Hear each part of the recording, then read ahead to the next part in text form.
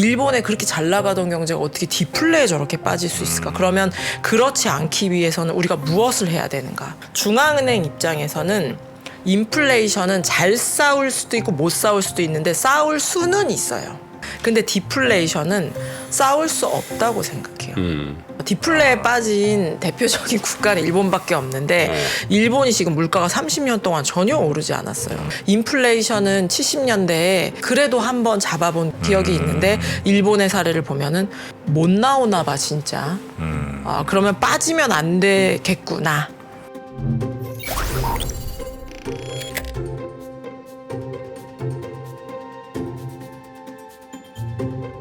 목요일 저희 3프로TV 아침 시간을 참 잘 채워주신 우리 김효진 위원님 오늘도 준비하고 계시죠? 예. 네.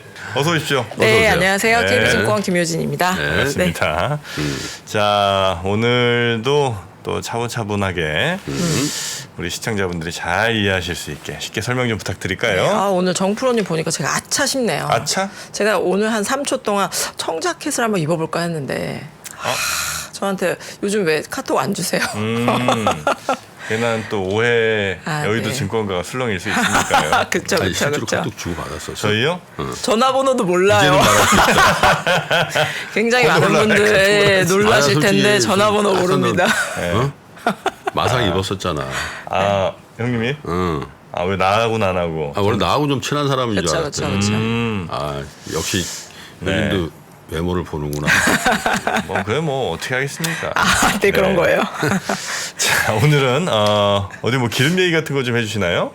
오늘은 네. 제가 이제 그동안 제가 나온 걸 이렇게 쭉 봤더니 이렇게 조각조각 되게 열심히 했는데 앞으로 이렇게 짧으면 연말까지, 길면 내년까지 이게 도대체 어디로 가고 있는 거지?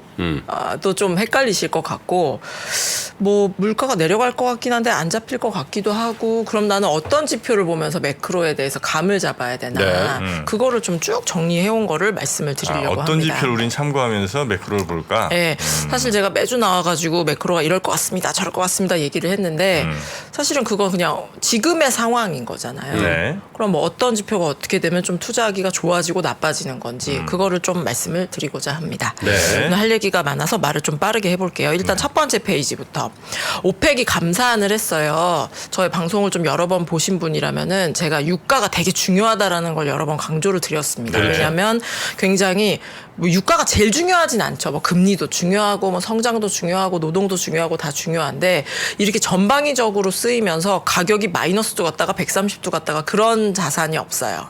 그런 변수가 없기 때문에 유가의 향방이 굉장히 중요하다라는 거고 경제가 조금 힘이 없나?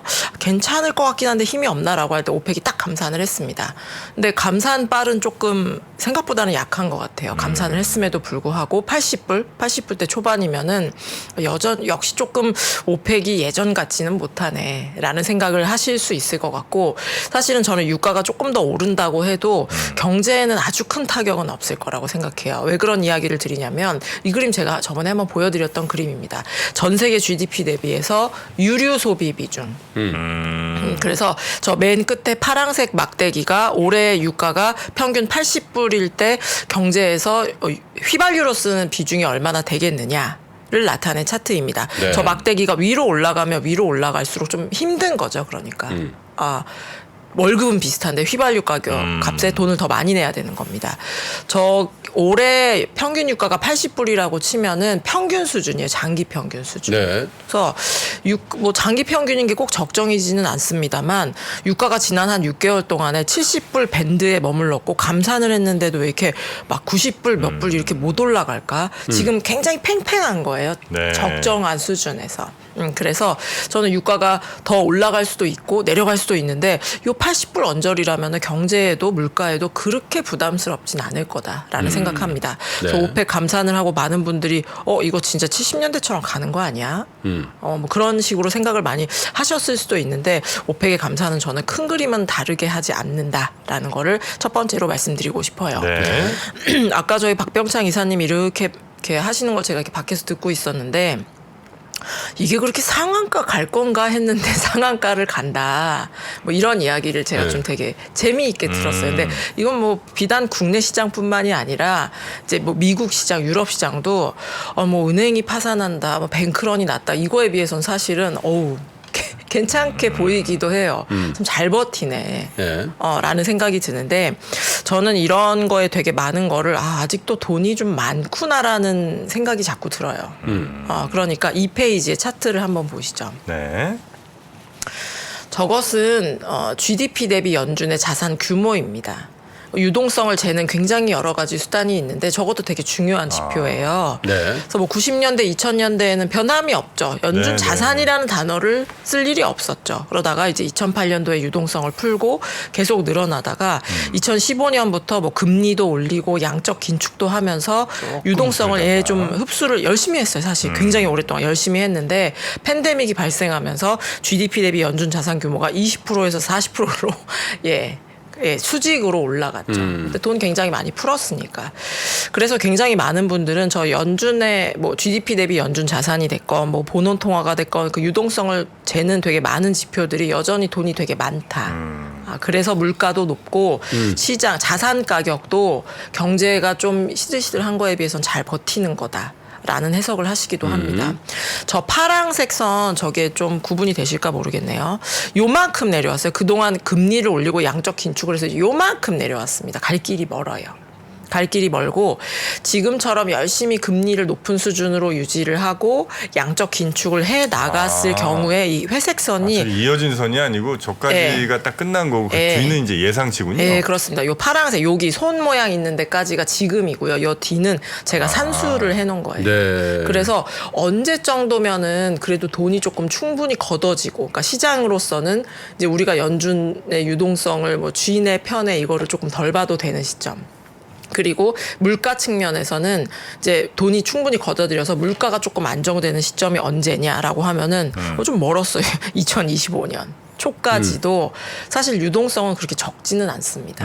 그래서 우리는 시장을 보면서 그거를 느끼거든요. 연준도 저게 어느 정도 자기들이 목표한 수준까지 가기는 이렇게 비둘기적인 멘트를 하기가 어려울 것 같아요.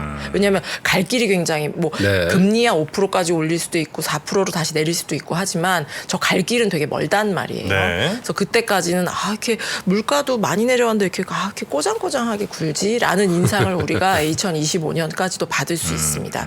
받을 수 있고 저는 사실 오늘은 뭐 돈이 많아서 괜찮아요라기보다는 이런 이야기를 좀 드리고 싶었어요.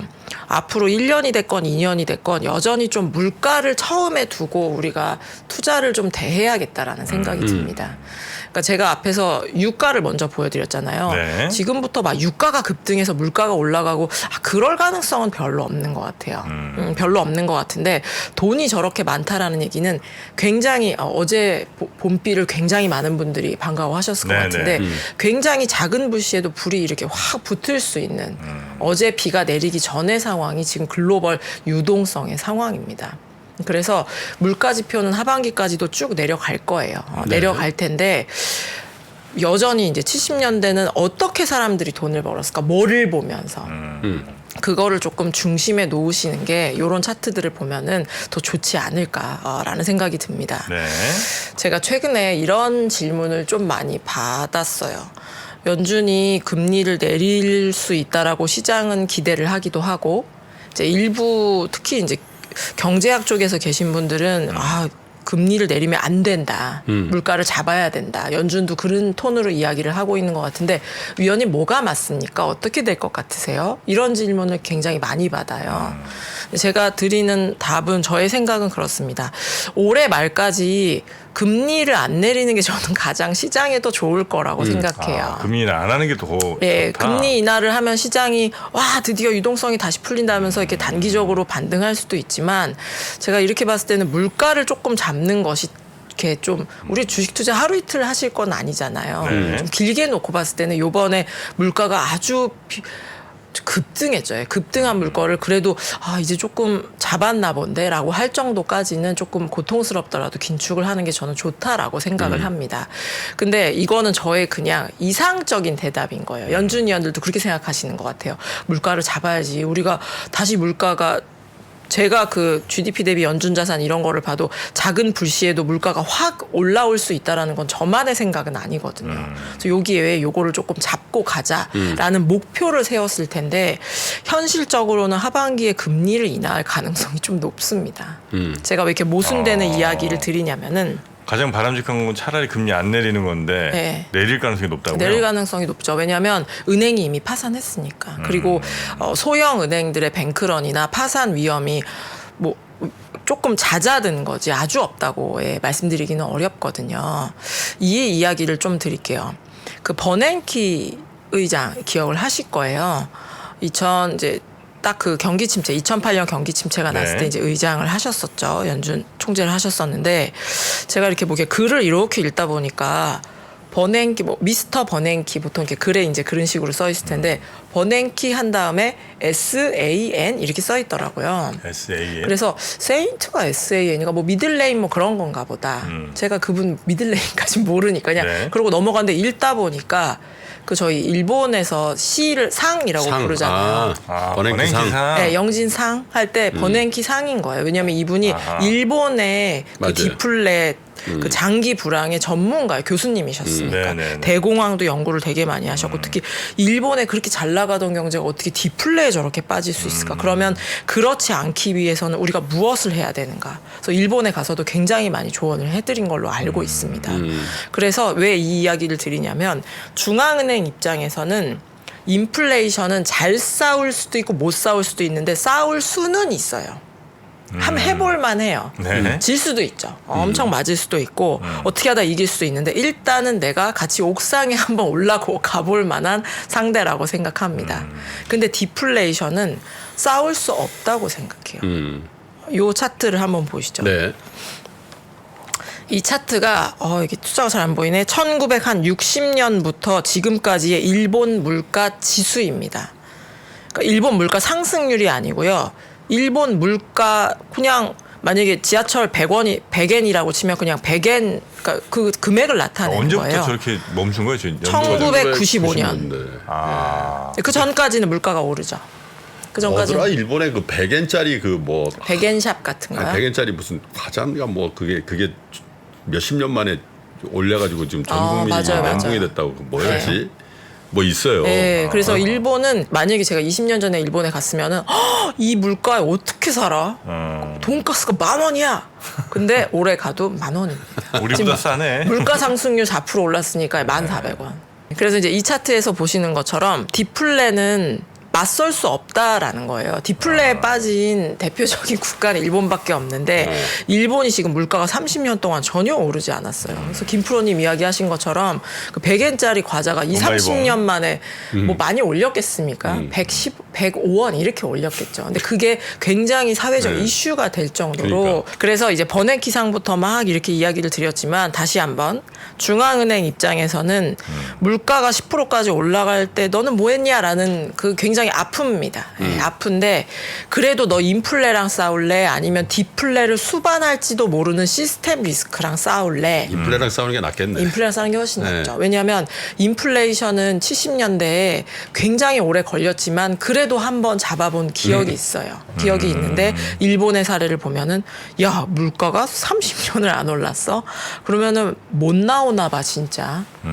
그러면 빠지면 안 되겠구나.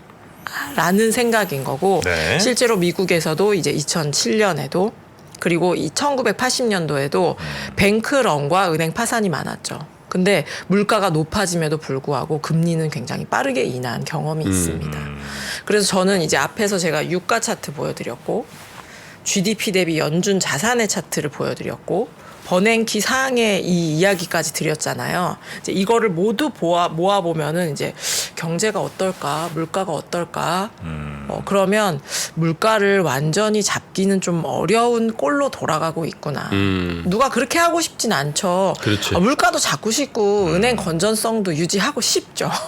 싶은데 자꾸 두 개에서 선택을 해야 되는 그 골목이 좀 좁아지고 있어요. 네, 골목이 좀 좁아지고 있는데 예전에 뭐 1930년대로 돌아가도 70년대로 돌아가도 일본의 사례를 돌아가도 어디를 돌아가도 연준은 어쩔 수 없이 자기가 원하는 대로 금리를 못 올리거나 QT를 중단하거나 네. 설사 금리를 인하하거나 그래도 물가를 반보 양보하고 시스템 리스크를 지키는 쪽으로 가겠구나.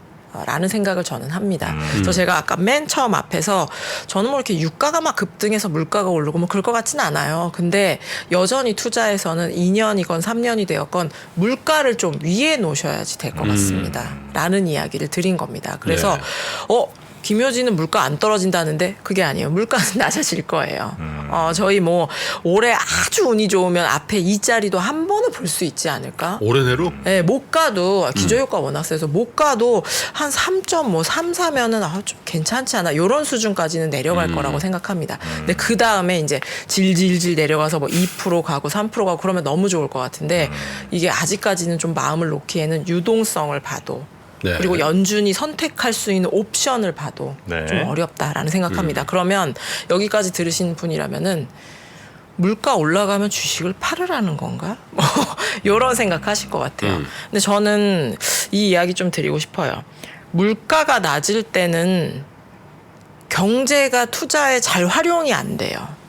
그러니까 저는 이제 이코노미스트니까 그걸 굉장히 피부로 느끼는데 굉장히 저물가, 저금리일 때는 꼭 그런 건 아니지만 기술이 굉장히 많이 시장을 특히 그러니까 경제를 끌고 가는 것 같아요. 네. 자금이 풍부하고 굉장히 좀 저희가 회임 기간이라 그러나요? 그 굉장히 수익까지 가기까지 오래 걸리는 산업에도 돈이 가죠. 그럼요, 가죠. 네. 왜냐하면 금리로 내가 당장 뭐 100억을 싸준다 한들 그 돈을 뭐 1%, 뭐 금리 1%인데 지금 적자 나는 거 관계 없다는 너 거지. 한 30년 뒤에 잘 될 거잖아. 이러면서 이제 돈을 빌려주기도 하고 실제로 돈이 많기도 하고요. 그래서 물가가 안정적일 때는 제가 나와서 뭐 하반기에 경제가 좋을 것 같습니다. 안 좋을 것 같습니다. 그래도 알겠습니다. 그냥 그러고 넘어가게 되는 경우가 많아요. 실제로 요 차트를 보시면은 요 차트가 파랑색 선이 미국의 주가예요. S&P 500. 어떻게 저렇게 올랐나 모르겠어요. S&P 500 차트이고 빨간색 선이 글로벌 경기 선행지수예요. 근데 뭐 이렇게 눈으로 하나하나 맞춰보면 좀 비슷하게 2008년 같은데 비슷하게 갈 때도 있는데 그 이외의 시기를 보면은 막 거꾸로 가는 때도 있어요. 글로벌 경기 2012라고 써 있는 데를 위로 이렇게 눈으로 한번 따라가 보시면은 경기 선행 지수는 아래로 내려갑니다. 저 같은 이제 이코노미스트가 나와서 모멘텀이 좋지 않습니다. 저 때 유럽 재정 위기였어요. 작지 않았단 말인데 주가는 어떻죠? 뭐 이렇게 반응은 있었지만 그래? 알겠어? 이러면서 이렇게 쭉 올라가고 2014, 15, 16에도 경기 선행지수가 어떻게 저렇게 납작하게 계속 흘러내릴 수가 있지. 경제는 그렇게 상쾌하지 않았어요. 주가는 너무 좋았죠. 2017, 18, 19, 20년도, 18, 19년도에도 마찬가지였습니다. 미중 무역 분쟁한다고 너무 시끄러운데 주가는 계속 가는 거예요. 이제 저럴 때는 경제 뭐 중요한데 기술 기업의 행보가 훨씬 중요하고 저금리 상황이기 때문에 예전하고는 좀 경제를 위원님 좀 다르게 봐야 되는 것 같습니다. 라는 이야기가 나오죠. 근데 그러면 제가 앞에서부터 물가를 키워드로 이렇게 쭉 끌어와서 이제 이야기를 드렸는데 물가가 그러면 여전히 조금이라도 높게 봐야 되는 시점에는 어떻게 주식이 움직였을까? 조금 생각하고는 좀 달라요. 이 7페이지에 있는 그림은 물가가 경제를 좌우했었던 60년대 후반부터 70년대 후반, 그러니까 80년대 초반까지의 경기 선행지수하고 주가 지수입니다. 네. 잘 같이 움직이네요. 그래서 저 때도 우리는 지금 반대의 질문을 저한테 하시는 분들도 있거든요. 경제가 좋아진다라는 거는 물가가 올라가고 금리가 올라가는 거기 때문에 오히려 경제가 안 좋아지는 게 주식에는 더 좋지 않습니까? 네. 그렇게 생각할 수도 있어요. 근데 저 60년대 후반부터 70년대 후반까지 저 10년의 시간 동안은 물가가 시장과 경제를 좌우할 때는 그냥 경제 따라가는 게 훨씬 낫다. 네, 라는 거를 우리한테 보여줘요. 저 그림을 눈으로 한번 이렇게 쭉 따라가 보시면 70년대 후반 80년대 들어서면서부터는 저 두 개가 조금 잘 안 같이 움직이는 것 같아 보여요. 79년도는 볼커 총재가 이제 취임을 하셨죠. 그러면서 조금씩 물가에 대해서 우리가 야 이제는 물가 말고 다른 거를 우리가 봐야 될 것 같아. 조금씩 환경이 달라졌단 말이에요. 그때 가면서 이제 저 두 개가 다르게 움직이기 시작한 거지. 물가를 여전히 위에 둬야 된다라고 할 때는 저는 오히려 경기 선행 지수를 보면서 경기 선행 지수가 이미 턴했으면 주식을 저점에서 사기는 어려워요. 근데 우리가 아주 크게 잃을 가능성도 줄어들게 합니다. 네. 또 반대로 뭐 경제는 또 좋다고 하고 이제 물가도 얼추 잡힌 것 같아. 근데 경기 선행 지수가 저 위에서 치고 내려와요. 그러면 이거 일단 조금 쉴까? 이러면서 주식 비중을 좀 줄이면서 숨고르기 하시는 것도 제가 볼 땐 좋습니다. 여기 제가 지금 특정 시점을 보여드리려고 최근 게 없는데 지금 최근에 글로벌 경기 선행지수는 바닥을 형성하고 있어요. 왜 주가가 잘 버틸까? 돈이 많아서 그럴 수도 있고 기준금리 인하에 베팅하는 걸 수도 있고 근데 그것만으로는 조금 설명이 부족하죠. 이제 경제도 그치 뭐 당장 이번 달에 뭐 바닥을 턴한다는 건 아닌데 약간 경제도 다운 거가 안 좋은 것이 다운 것이 아닌가라는 사람들이 이렇게 계산을 하면서 개별주가 되었건 챗 GPT가 되었건 네. 뭐 2차 전지가 되었건 움찔움찔 이렇게 위로 꿈틀꿈틀 이제 하는 거다라는 생각입니다. 제가 미국 주가만 보여드렸는데 사실은 한국은 시기를 불문하고 글로벌 경기 선행지수하고 주가하고 참 잘 맞아요. 네. 한국은 수출 위주로 하기 때문입니다. 그래서 지난 수년 동안은 저 OECD에서 발표하는 글로벌 경기 선행지수가 주가랑 잘 안 맞기 때문에 예전에는 뭐 미국 고용만큼 중요한 지표였었거든요, 원래. 근데 요 수년 동안은 저도 업데이트를 많이 안 드렸어요. 근데 제가 올해부터 이거 좀 봐야 될 것 같습니다. 이야기를 드렸었죠. 그래서 요런 것들을 계속 업데이트 하시면서 이게 시장이 좀 좋아지고 있는 쪽으로 가는 건지 아니면 주가는 조금 더 올라갈 수도 있을 것 같은 모멘텀이 있어 네. 보이지만 과감히 좀 쉬어야 될지를 감을 잡으시면은 제가 볼 때는 다 옆에 사람 돈 버는데 나 혼자 못 벌고 아니면은 다른 선수들은 빠진 것 같은데 나 혼자 거기서 이제 마음을 졸이고 그럴 가능성들은 제가 볼 때는 좀 많이 줄어들지 않을까라는 생각을 합니다. 마지막으로 드리고 싶은 말씀은 이거예요. 뭐 알겠다. 뭐 물가가 그쵸? 뭐 엄청 스태그플레이션까지는 아니라고 하더라도 돈이 많죠. 물가가 또 뭐 글로벌 분절 뭐 미중 패권 전쟁 이런 것 때문에 또 노동력이 부족하다고 하니 물가가 쉽게 안 잡힐 건 알겠습니다. 70년대에 글로벌 경기 선행지수를 보면서 경기 따라 하는 게 오히려 속편하다고 하니까 그것도 제가 참고를 하지요. 근데 위원님 뭐 그럼에도 뭐가 좋아질 수 있는 거죠? 그러니까 덜 나빠지는 거 말고. 물가도 10% 하다 3% 하면은 훨씬 낫지 않습니까? 3%. 예, 3%. 글로벌 3%. 그래서 그것보다 그리고 뭐 사람들도 소비를 최근에 미국 사람들이 소비를 이제 조금 시들시들 하기 시작했는데 뭐 아주 이렇게 반토막 나진 않을 겁니다. 이거는 좀 아주 최악은 아닐 거예요. 인 거지 막 되게 좋아지는 건 없잖아요. 그렇죠. 제가 계속 주목하는 건 투자예요. 요 차트를 제가 한두 번 정도 보여드렸었는데 다시 한번. 저 보고 계시는 차트는 자본 스톡이라는 데이터입니다. 저게 뭐냐면은 한 나라가 가지고 있는 유형의 모든 설비를 다 더한 값이에요. 그런 게 있어요. 그런 게 있어요. 저게 엄청 많은 교수님들이 다 달려들어가지고 계산하는 거예요. 네네. 계산하는 건데 댐 같은 거는 한 번 지으면 70에서 100년을 쓰거든요. 네. 반도체 같은 거는 엄청 제가 상상하지 못하는 금액들을 투자를 하시겠지만 자주자주 부품을 바꿔주셔야지 될 거 아니에요. 그러면 만약에 반도체에 내가 30조를 투자했다고 치더라도 6개월 있다 또 써야 돼. 그러면 6개월의 감가상각이 끝나도록. 댐 짓는데 얼마가 들려나? 한 1조 든다고 치면은 그러면 100년에 1조가 남아서 그게 계속 이 나라의 생산 설비에 들어 아주 정교하게 만들어진 지표입니다.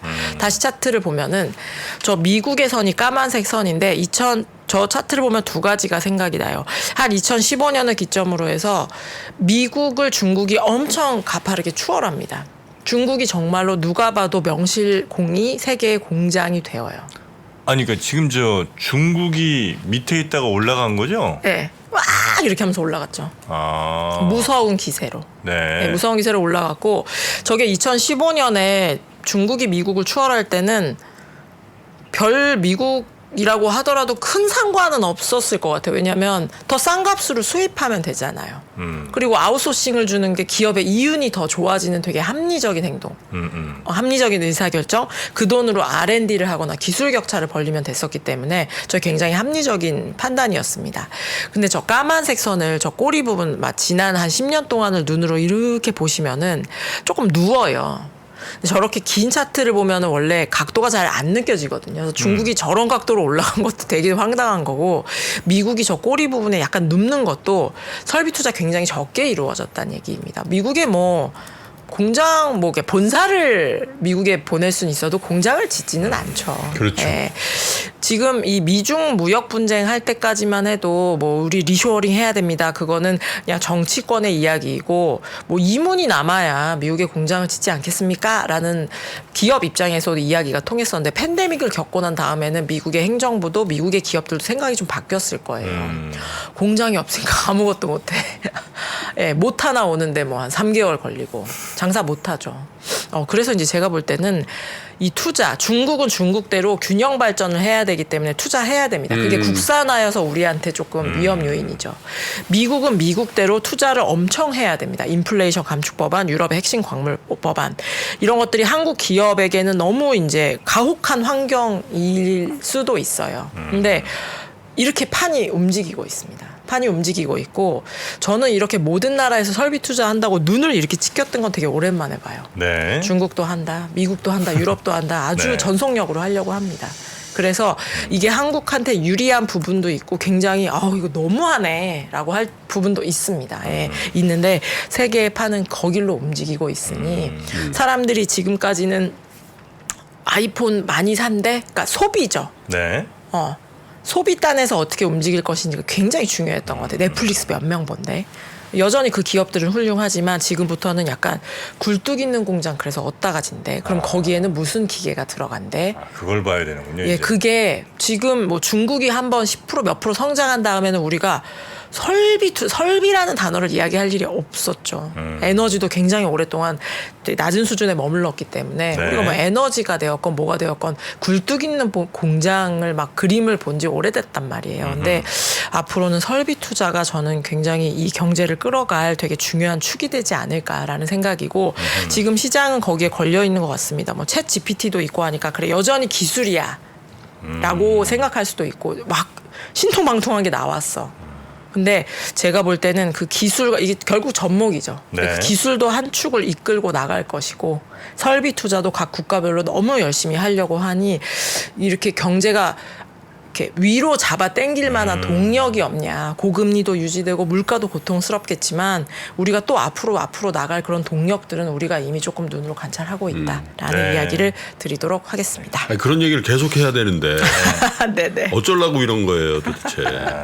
뭐 좋은 일이신 거죠? 그래도. 좋은 일이지. 네. 우리 네. 김효진 팀장이 잠시 신상의 변동이 생겨서 증권업계 여의도를 잠깐 떠나게 됐어요. 네. 네, 그래서 좋은 일인데 프라이버시 때문에 더 디테일한 말씀을 못 드립니다만은, 그래서 증권업계를 떠나게 돼서 저희가 오늘로써 김효진 의원과 목요일 날 아침에 만나는 순서는 일단 클로징입니다. 네. 2단은 인생 어떻게 될지 모르니까. 네네. 그럼 네. 제 두 사람의. 왜 두 개예요? 네가 다 주니? 2개예요. 아니 형님 하세요. 네. 제가 자, 앞으로도 꽃길 인생되세요. 감사합니다. 아이고, 축하해요. 네. 그리고 이거는 축하한다고 해야 이제 되나? 정프로의 향기를 담은 향수 하나를 제가 준비했습니다. 그래요? 네. 정프로 향수입니다. 정프로 향수, 정프로 향기 나는 거야. 여의도에서 알아주는 이코노미스트 아니겠습니까? 김효진 이코노미스트. 반갑습니다. 네, 안녕하세요. 어서 오십시오. 네. 높아진 이자를 계속 내야 되는 이제 그런 상황인 거죠. 긴 터널을 좀 맞이하게 될 수도 있겠구나. 그러면 정프로님 테일러 룰이 뭐였죠? 테일러라고 네. 하면 그 양복 만드는 사람 아닙니까? 네. 테일러가 이제 이거 룰을 만든 교수님이에요.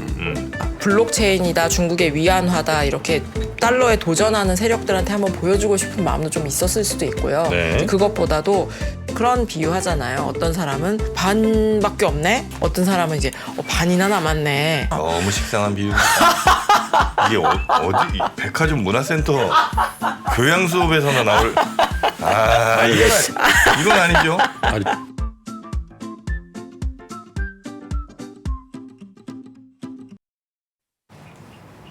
네. 자, 생방송이라서 이렇게 인사를 드리고요. 네. 예, 뭐 아직까지 약간 인터벌이 있으니까 네네. 3프로와 함께 녹화 방송을 한번 하기로. 네네 그렇게 하겠습니다. 아유. 자, 감사했습니다. 네, 그럼 감사합니다. 고생 많으셨습니다. 고맙습니다. 네, 감사합니다. 어디서도 볼 수 없는 조합으로 진행되는 4주간의 AI 특강 시리즈 지혜의 밤에서 만나보세요.